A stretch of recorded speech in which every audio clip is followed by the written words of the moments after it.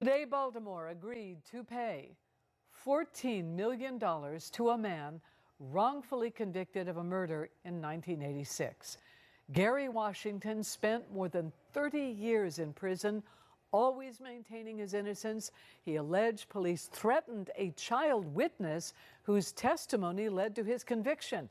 WJZ investigator Mike Halgren live in the Barclay neighborhood where the crime took place 39 years ago with a story of overdue justice and redemption. Mike.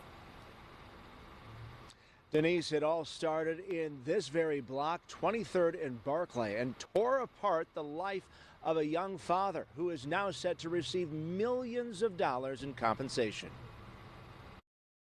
You're looking at the witness statement signed by 12-year-old Otis Robinson in January 1987, naming Gary Washington as a killer. It was the key evidence in the case against Washington, who spent more than 3 decades behind bars after a jury convicted him. The tragedy began here in the 2300 block of Barclay Street 2 days after Christmas in 1986. The victim, Fahim Bobo Ali, was walking down the street when he encountered 2 men. They began arguing. One of them shot and killed him. Police honed in on Washington, a new dad just 25 years old at the time who lived on the block.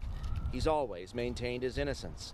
In court filings, Washington's lawyers said police, desperate to make an arrest, threatened the 12-year-old that if he did not identify a shooter, he would be taken from his mother and could be arrested for the homicide himself. Based on the unreliability of the detective's testimony at this point due to their advanced age, due to the recanting witness, which was the reason the plaintiff was released from prison, we felt at this juncture prior to trial was the best time to settle the case. The city will pay Washington $14 million to resolve claims police manipulated witnesses and fabricated evidence. We have come a long way. First of all, of making sure that we do a much better job of hiring and keeping folks that should be employed as police officers versus those who may have questionable character. That's the first and most important thing. This is the second settlement Washington has received since his release in 2019.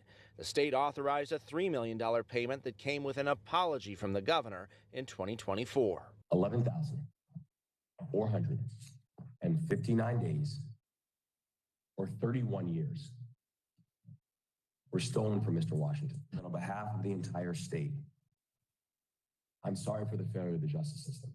Washington's attorney, Renee Spence, tells WJZ Investigates, while this settlement cannot make up for the more than 3 decades Mr. Washington spent wrongfully imprisoned and falsely branded a murderer, it is an important end to a nearly 40-year legal battle to clear his name and hold these officers accountable.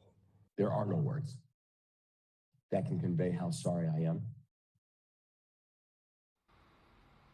Both of Washington's parents died while he was imprisoned. He told the governor he got through the ordeal in part by reading voraciously, including Dr. King, a collection of his scriptures, of his sermons called Strength to Love. Reporting live in your corner in Barclay, Mike Halgren, WJZ. What a story. Thank you, Mike.